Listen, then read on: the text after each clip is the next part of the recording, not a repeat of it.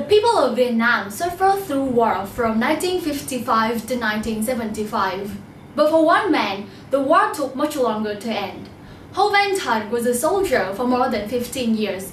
One terrible day, a mine exploded and killed his wife and two of his sons and completely destroyed his home.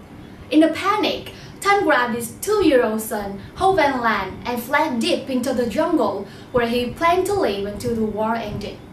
Just 2 years later, the war did end, but Ho and his son had no way of hearing the news. The two of them ended up living in the jungle for more than 40 years, believing that the war was still raging on. Thuận entered the jungle when he was just 42, and his son was 2. By the time they were found, he was an 82-year-old man, and his son was middle-aged. Local people searching for wood deep in the forest found Thuận and his son living in a tree house 20 feet in the air. Thuận, who had been a well-known blacksmith in his village, had made several arrows and other hunting tools. When they were found, they were wearing loincloths made of tree bark. They survived by hunting, growing forest vegetables, and planting corn.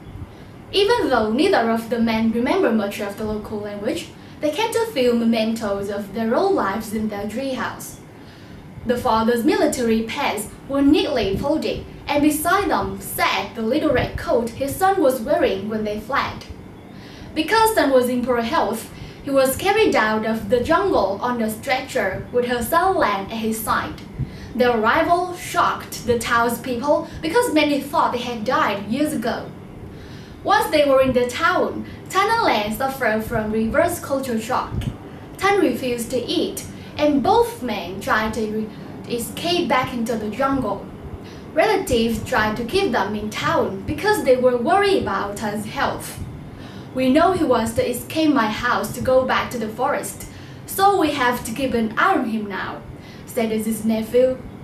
Fast forward a year and a half to 2015, and Lang is adjusting.